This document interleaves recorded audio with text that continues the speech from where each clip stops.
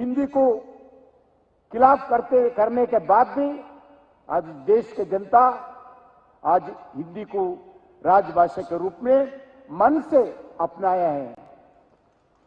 माननीय प्रधानमंत्री श्री नरेंद्र मोदी जी और अमित शाह जी के नेतृत्व में हिंदी और भारतीय भाषाओं के लिए आजाद के बाद पहली बार स्वर्णिम काल चल रही है।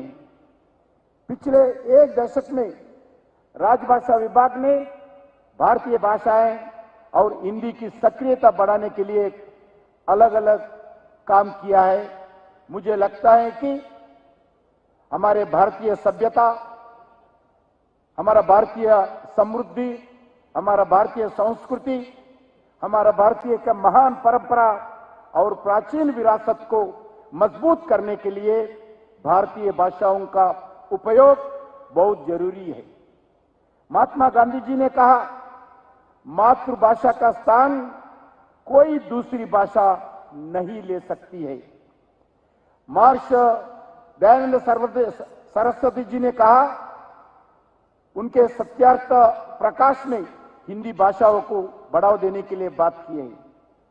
महान वैज्ञानिक आदरणीय सीवी रामन ने कहा था कि भौतिक शास्त्र, फिजिक्स की पढ़ाई मातृभाषा में होना चाहिए।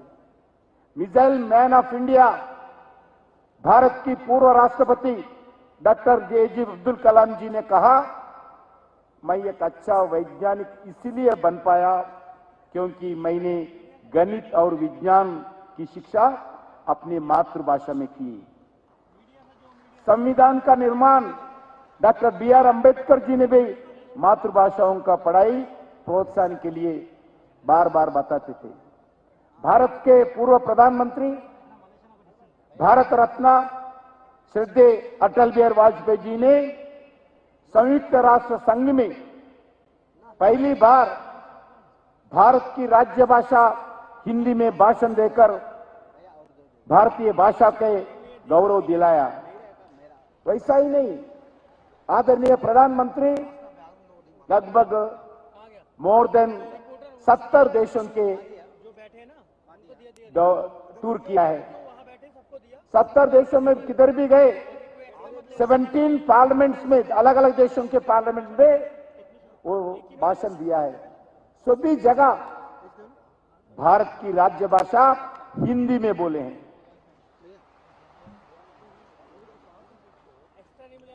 आज विविधताओं में के बाद भारतीय भाषाओं की भावना एक ही है। देश पर प्रेम हो, देशभक्ति का प्रदर्शन हो, भारतीय संस्कृति का गौरव हो। आजाद के आंदोलन में वंदे मातरम, भारत माता जी का जय नारा हो, ये सब भारत की सभी भाषाओं का एकता भावनाओं को हिंदी दर्शाते हैं। भाषाएं अलग है, लेकिन हर भारतवासी का भावना एक ही है। हिंदी में बोलते हैं, अलग भाषा अलग वेश, फिर भी अपना एक देश। दुनिया की सबसे बड़े लोकतांत्रिक का यही हमारा विशेष है। हिंदी और भारतीय भाषाओं के माध्यम से जन जन तक संवाद स्थापित करते हुए विकसित भारत और आत्मनिर्भर भारत के संकल्प को आगे ले जाना हमारा हर भारतीय का आज प्रथम कर्तव्य है। साथ ही हिंदी और भारतीय भाषाओं का अधिक से अधिक प्रयोग करके देश की जनता को देशभक्ति के साथ जोड़ना है, ताकि देश के हर वर्ग का नागरिक देश की प्रगति से परिचय हो और उससे सरकार की योजनाओं के समझना हो, पूरा योजनाओं का लाभ मिल सके। हमारी माननीय गृह मंत्री अमित शाह जी ने कई बार कहा है कि भारत की एक एक भाषा अपना संस्कृति का आभूषण है। सभी भारतीय भाषा परस्पर एक ही परिवार जैसा है। इन परिवारों को बीच आपस में सहयोग से हो सकते तो, लेकिन कोई प्रतिस्पर्धा रहना नहीं। मातृभाषा का शिक्षा में संकल्प को साकार करने के लिए इसी दिशा में मध्य प्रदेश सरकार ने हिंदी में आज मेडिकल शिक्षा का शुरुआत किया है। राष्ट्र निर्माण में भाषा की भूमिका को हमें China, Korea, Russia, France, Japan जैसा इजराइल देशों से सीखना है।